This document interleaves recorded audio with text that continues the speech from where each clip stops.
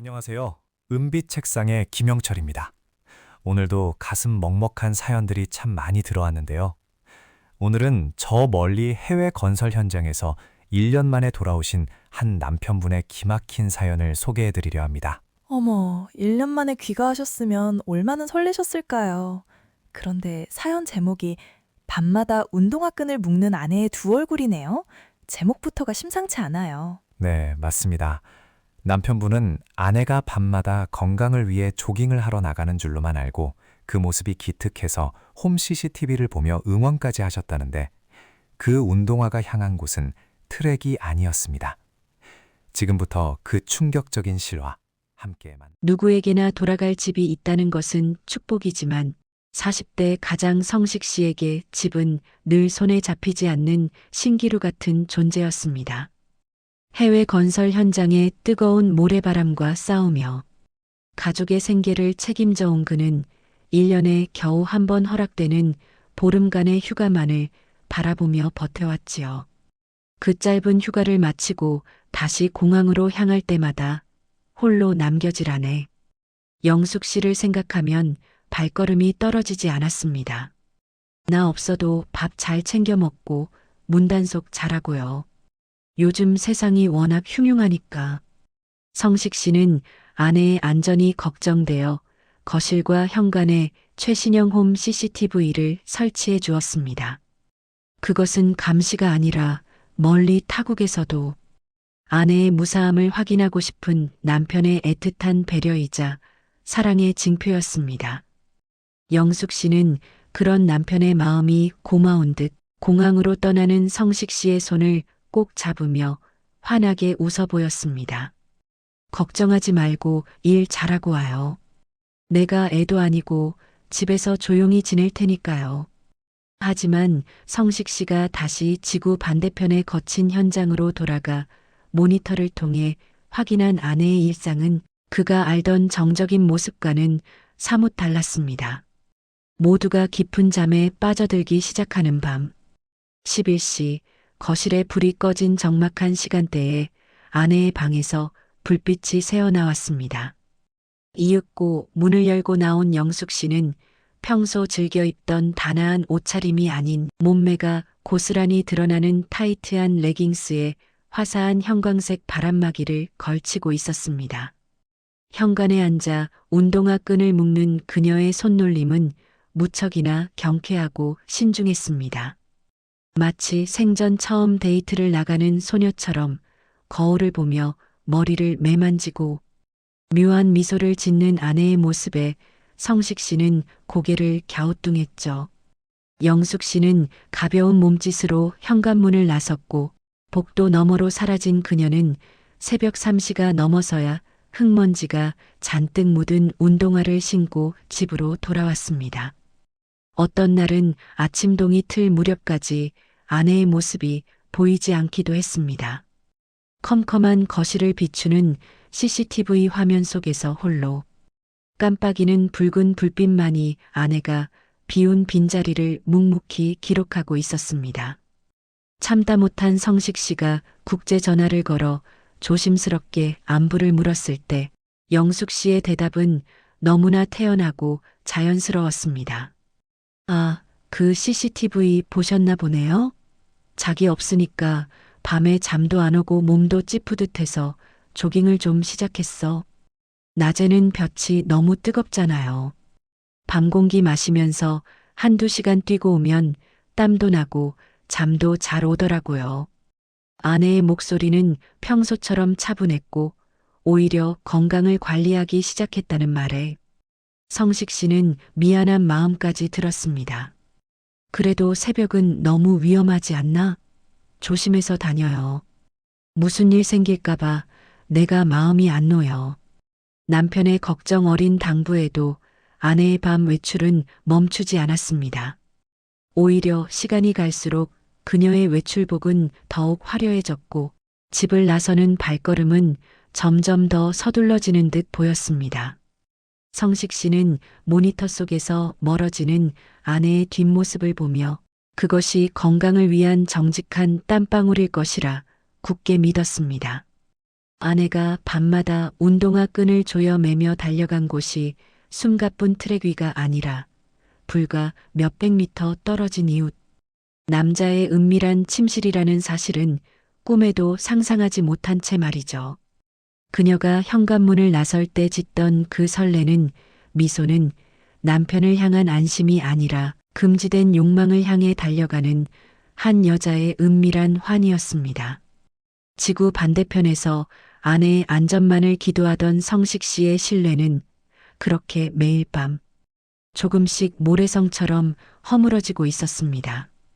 1년의 단보름 성식 씨가 한국에서 보내는 시간은 찰나처럼 짧았습니다. 다시 무거운 발걸음으로 공항 검색대를 통과하며 그는 거듭 아내에게 당부했습니다. 영숙 씨, 밤에 조깅 나가는 거 너무 늦게까지는 하지 마요. 아무리 운동이 좋다지만 새벽엔 위험하잖아. 영숙 씨는 남편의 코트깃을 정갈하게 정리해주며 대수롭지 않다는 듯 생긋 웃어 보였지요. 걱정도 팔자라니까요. 우리 동네가 얼마나 안전한데 그래요. 당신 몸이나 잘 챙겨요. 그 웃음 끝에 걸린 다정함을 가슴에 품고 성식 씨는 다시 비행기에 몸을 실었습니다. 하지만 타국의 현장에 도착해 시차 적응도 하기 전 그는 습관처럼 휴대폰 앱을 켜 홈 CCTV 화면을 들여다보았습니다. 그날 밤도 아내는 어김없이 밤 11시가 되자 운동복 차림으로 현관 앞에 섰습니다. 그런데 이상한 점이 성식 씨의 눈에 들어왔습니다. 조깅하러 나간다는 아내의 손에는 휴대폰 말고도 작은 종이 가방 하나가 들려 있었거든요. 가벼운 차림으로 뛰어야 하는 조깅족에게 손에 든 짐은 거추장스러운 법인데 아내는 마치 소중한 보물이라도 든 것처럼 그것을 품에 안고 문을 나섰습니다. 성식 씨는 화면을 확대해 보았지만 화질의 한계로 그 내용물까지는 알 수 없었습니다. 그저 아내가 운동하러 가는 길에 누구에게 줄 선물을 챙긴 것은 아닐까 혹은 간단한 간식을 챙긴 걸까 하며 애써 불안감을 눌렀습니다. 새벽 2시, 3시, 시간이 흘러도 아내는 돌아오지 않았습니다. 해외 현장의 업무가 산더미처럼 쌓여 있었지만 성식 씨의 신경은 온통 휴대폰 화면에 쏠려 있었습니다. 새벽 4시가 넘어서야 복도 센서 등이 켜졌고 아내가 화면에 다시 나타났습니다. 그런데 돌아온 아내의 모습은 나갈 때와는 사뭇 달랐습니다. 묶었던 머리는 느슨하게 풀려 있었고 팽팽했던 형광색 바람막이는 어딘가 구겨진 채 지퍼가 반쯤 내려가 있었지요. 결정적으로 그녀의 손에 들려있던 종이 가방은 보이지 않았습니다. 무엇보다 성식 씨를 충격에 빠뜨린 것은 아내의 표정이었습니다. 땀을 흘려 지친 기색이 아니라 마치 꿈결을 걷는 듯 몽롱하면서도 만족스러운 미소가 입가에 번져 있었던 것입니다. 성식 씨는 그날 이후 밤마다 잠을 설쳤습니다. 업무 중에도 문득문득 화면 속 아내의 헝클어진 머리카락이 떠올라 가슴 한구석이 서늘해졌습니다. 다시 아내에게 전화를 걸어 어제는 몇 시까지 뛰었느냐고 넌지시 묻자 아내는 1시간 정도 뛰고 와서 바로 골아떨어졌다며 태연하게 거짓말을 늘어놓았습니다. CCTV에는 새벽 4시에 들어오는 모습이 선명하게 찍혀 있는데 말이죠. 성식 씨는 아내의 목소리에서 느껴지는 낯선 거리감에 손등의 핏줄이 붉어질 정도로 전화를 꽉 쥐었습니다. 영숙 씨, 정말 운동만 하는 거 맞지? 내가 보니까 새벽 늦게 들어오는 것 같아서. 조심스러운 추궁에 아내의 목소리가 단번에 날카로워졌습니다. 당신 지금 나 감시하는 거예요? 멀리서 고생하는 거 안쓰러워서 걱정해줬더니 이제는 내 사생활까지 하나하나 따지겠다는 거예요? 사람이 운동 좀 하겠다는데. 왜 이리 의심이 많아? 적반하장으로 화를 내며 전화를 끊어버리는 아내의 반응에 성식 씨는 멍하니 천장을 바라보았습니다. 사랑과 신뢰로 가득 찼던 거실의 의심이라는 차가운 그림자가 길게 드리워지기 시작한 순간이었습니다. 타국에서의 업무는 손에 잡히지 않았고 성식 씨의 눈은 어느새 충전기 줄에 매달린 휴대폰 화면에 고정되어 있었습니다. 아내의 날카로운 목소리가 귓가에 쟁쟁하게 맴돌았습니다. 나를 감시하느냐던 그 당당한 반박은 오히려 성식 씨의 가슴에 가시처럼 박혀 차가운 통증을 만들어냈습니다. 정말 자신이 아내를 믿지 못해 병적인 집착을 하는 것일까? 아니면 아내가 정말로 내가 모르는 다른 세상을 걷고 있는 것일까? 성식 씨는 현장의 소음 속에서도 혼자만의 깊은 수렁으로 빠져들고 있었습니다. 그날 밤도 성식 씨는 시차 때문에 퀭해진 눈으로 CCTV를 지켜보았습니다. 밤 11시 10분, 아내는 어김없이 거실 불을 끄고 현관 앞에 섰습니다. 이번에는 종이 가방 대신 작은 파우치를 하나 들고 있었습니다. 신발을 신으며 거울을 보는 아내의 눈빛이 유난히 반짝였습니다. 그것은 건강을 위해 억지로 몸을 움직이려는 사람의 눈빛이 아니었습니다. 무언가 아주 소중하고 달콤한 것을 기대하는 갓사랑에 빠진 연인의 눈빛에 가까웠습니다. 아내가 문을 나서는 순간 성식 씨는 결심한 듯 화면을 끄고 아파트 복도에 설치된 다른 사설 보안 카메라의 기록을 뒤지기 시작했습니다. 관리실의 지인을 통해 어렵사리 확인한 복도 영상은 성식 씨의 심장을 바닥으로 떨어뜨렸습니다. 엘리베이터를 탄 아내는 1층으로 내려가 단지 밖으로 나가는 대신 바로 위층인 15층 버튼을 눌렀습니다. 15층에서 내린 아내는 익숙한 발걸음으로 복도 끝 집 앞에 멈춰 섰습니다. 그녀는 도어락 비밀번호를 아주 자연스럽게 누르고는 마치 자기 집인 양 안으로 사라졌습니다. 그 집은 성식 씨도 잘 아는 이웃 남자의 집이었습니다. 평소 엘리베이터에서 마주치면 싹싹하게 인사를 건네던 인상 좋은 40대 남자의 집이었죠. 성식 씨의 손등에 핏줄이 터질 듯 솟아올랐습니다. 아내가 말한 조깅의 트랙은 공원이 아니라 바로 머리 위층이었다는 사실에 온몸이 부르르 떨렸습니다. 배신감은 분노가 되었고 분노는 곧 형언할 수 없는 슬픔으로 변해 성식 씨를 덮쳤습니다. 1년 동안 땀 흘려번 돈을 보내며 아내가 편히 지내길 바랐던 그 모든 시간들이 주마등처럼 스쳐 지나갔습니다. 아내는 남편이 보낸 생활비로 예쁜 운동복을 사고 그 운동복을 입고 남편의 머리 위에서 다른 남자의 품에 안겨 있었던 것입니다. 성식 씨는 당장이라도 비행기 표를 끊어 달려가고 싶었지만 떨리는 손으로 휴대폰을 내려놓았습니다. 지금 돌아가서 문을 두드린들 아내는 또 어떤 기상천외한 변명으로 빠져나갈지 모를 일이었으니까요.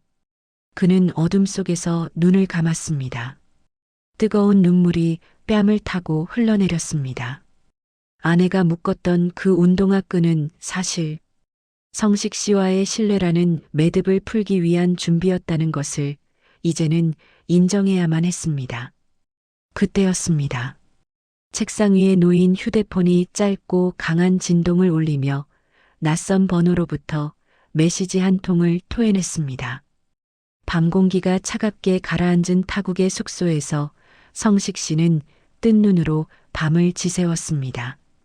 조금 전 복도 CCTV에서 확인한 아내의 배신은 날카로운 얼음 송곳이 되어 그의 가슴을 갈기갈기 찢어놓았습니다.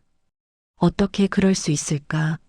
머리 위층 남자의 집 도어락을 제 집처럼 열고 들어가던 아내의 뒷모습이 망막에 낙인처럼 찍혀 지워지지 않았습니다. 그때 침대 머리맡에서 죽은 듯 고요하던 휴대폰이 발작하듯 진동을 울렸습니다. 모르는 번호였습니다. 성식 씨는 떨리는 손으로 통화 버튼을 눌렀습니다. 수화기 너머에서는 한동안 깊은 한숨 소리만 들려왔습니다. 여보세요? 성식 씨의 갈라진 목소리가 허공을 맴돌 무렵 낮고 떨리지만 결연한 여자의 목소리가 들려왔습니다. 김성식 씨 되시나요? 14층 사시는 분 맞죠? 성식 씨는 직감적으로 심장이 멎는 듯한 기분을 느꼈습니다. 전화기 너머의 여자는 바로 위층, 15층에 사는 남자의 아내였습니다. 저 두 가정을 망치고 싶지는 않았어요. 정말 많이 참았습니다. 하지만 이제는 저도 한계예요. 지금 당장 집으로 오시는 게 좋겠어요. 내 남편과 그쪽 부인이 지금 우리 집 안방에 같이 있습니다. 여자의 목소리는 분노를 넘어선 초연함마저 느껴졌습니다. 그녀는 이미 오래전부터 두 사람의 관계를 눈치채고 증거를 수집해 왔노라고 고백했습니다. 아내가 조깅을 핑계로 집을 나설 때마다 위층 남편은 쓰레기를 버리러 간다거나 담배를 피우러 간다는 핑계로 현관을 열어주었던 것입니다. 제 남편은 지금 제정신이 아니에요. 그쪽 부인도 마찬가지고요. 더 늦기 전에 직접 눈으로 확인하세요. 제가 문을 열어두겠습니다. 여자의 마지막 말은 차가운 선고와도 같았습니다. 전화가 끊기고 나서도 성식 씨는 한참 동안 아무 말도 할 수 없었습니다.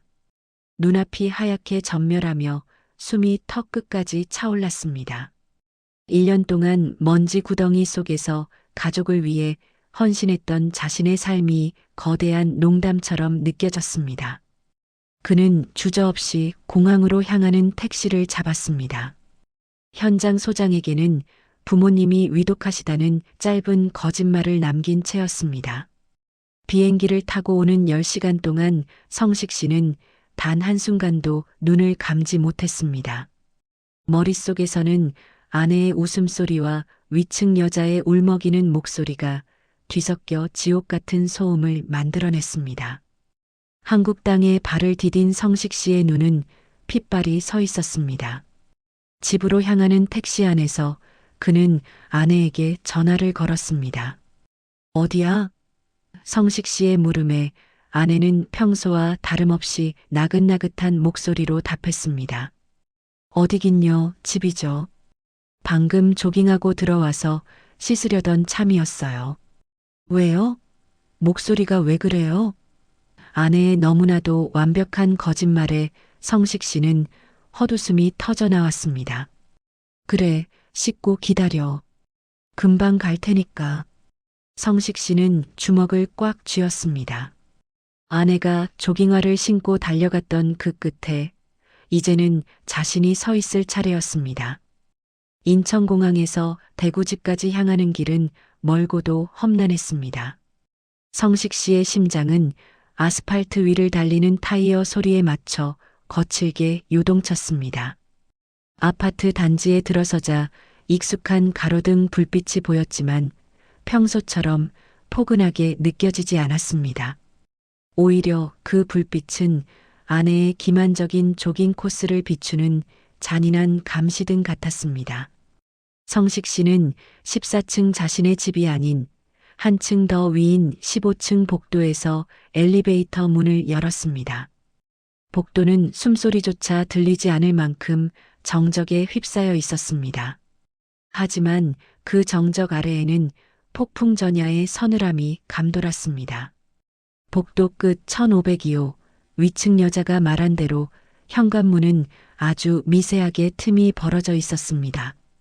성식 씨는 떨리는 손으로 문고리를 잡았습니다. 손바닥에 닿는 차가운 금속의 감촉이 마치 아내의 식어버린 마음 같아 소름이 돋았습니다. 그는 숨을 죽인 채 집 안으로 발을 들였습니다.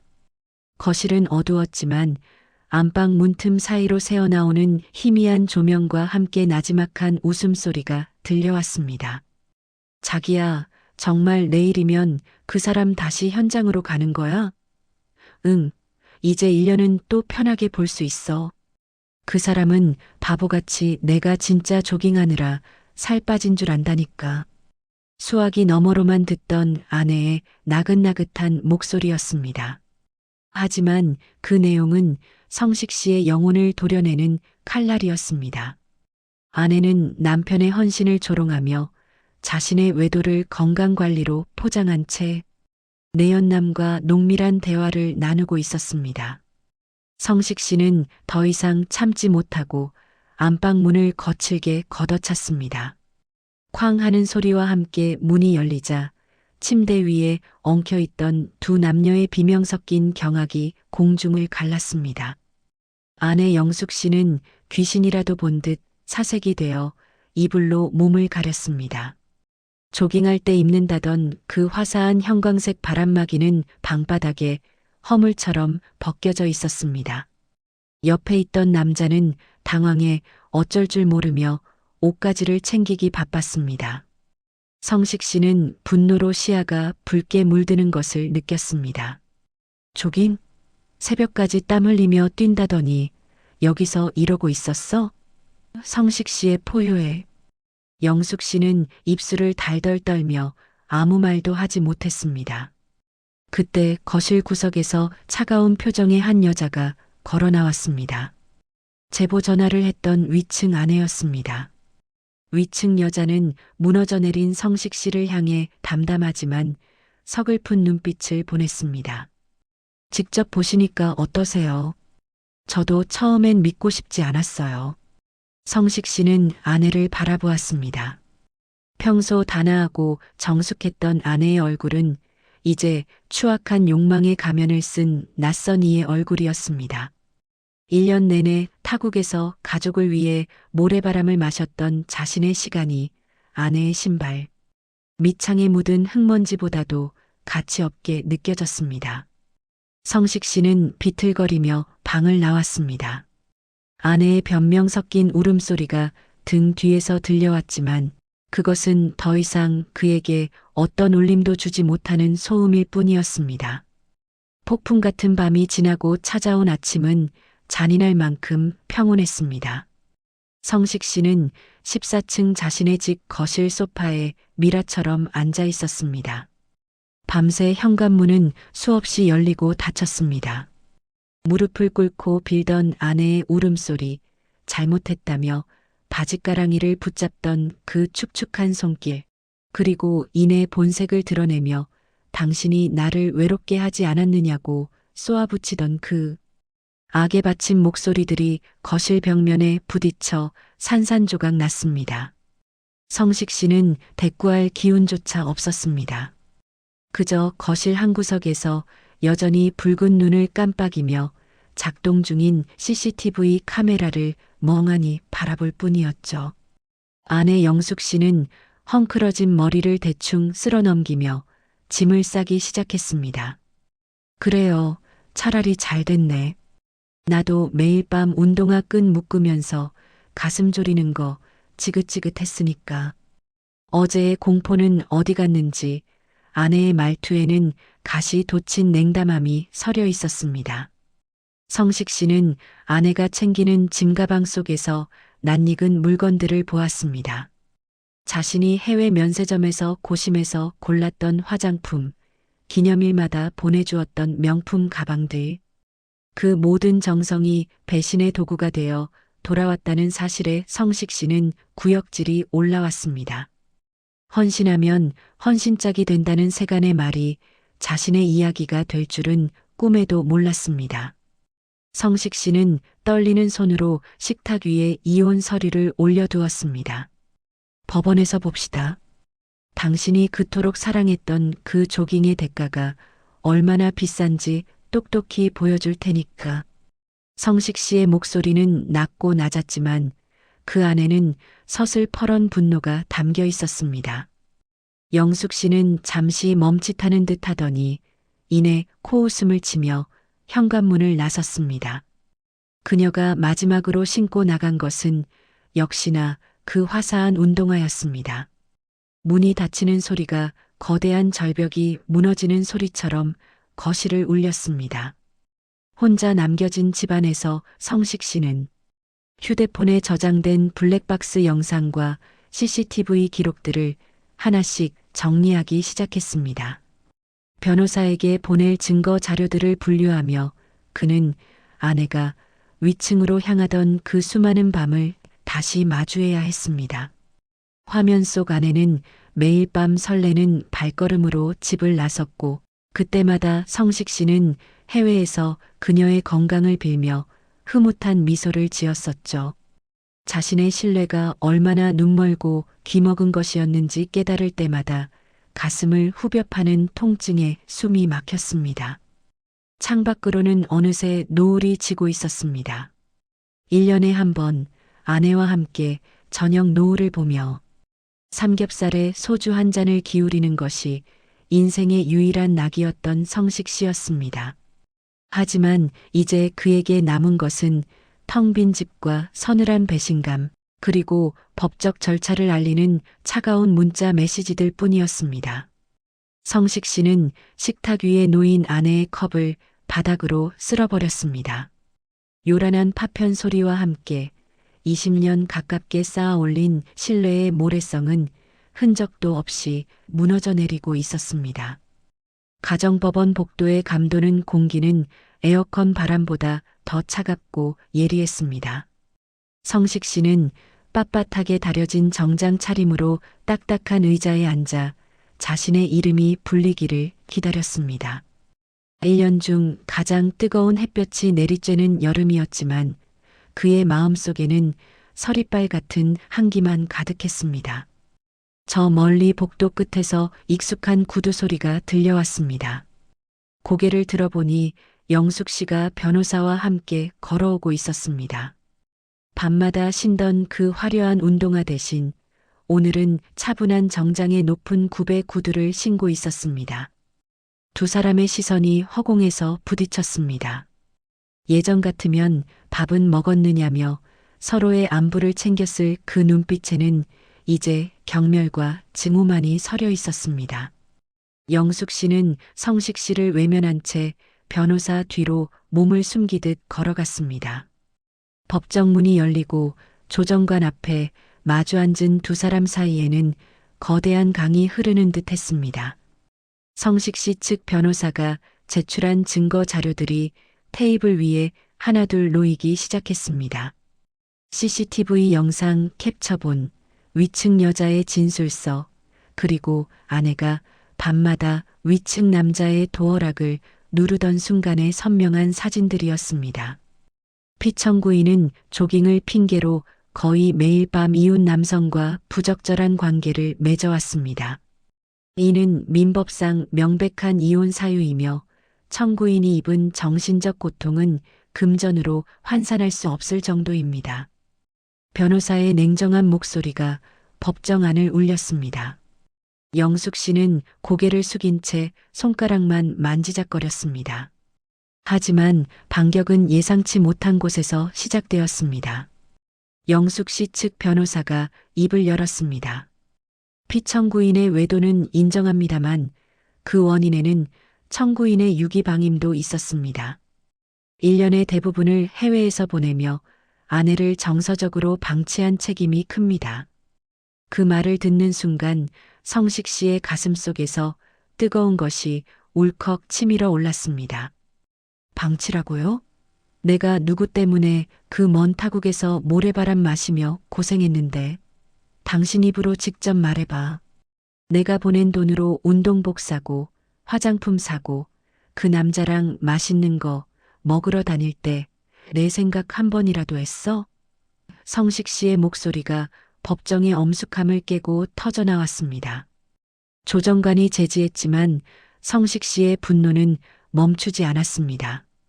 영숙 씨는 그제야 고개를 들고 도끼 어린 눈으로 성식 씨를 쏘아봤습니다.